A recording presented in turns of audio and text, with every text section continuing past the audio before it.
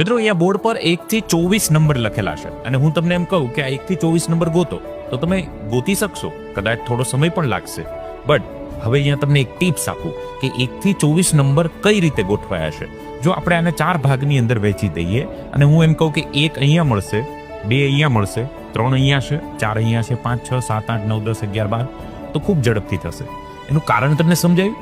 કેમ કે જો લાઈન વગર તમે જ્યારે 1 ગોતતા હતા ત્યારે 1 ગોતવા માટે તમારે આખા એરિયા પર ફોકસ કરવું પડતું હતું, એટલે તમારી સ્પીડ ઘટી ગઈ. ફોકસનો એરિયા વધી ગયો તો સ્પીડ ઘટી ગઈ.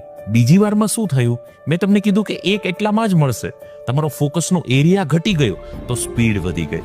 વાંચતી વખતે તમારો ફોકસનો એરિયા ફિક્સ હશે તો સ્પીડ વધશે.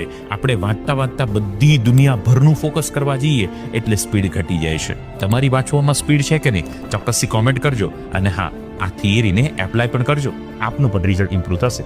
વિચાર જરૂર કરજો.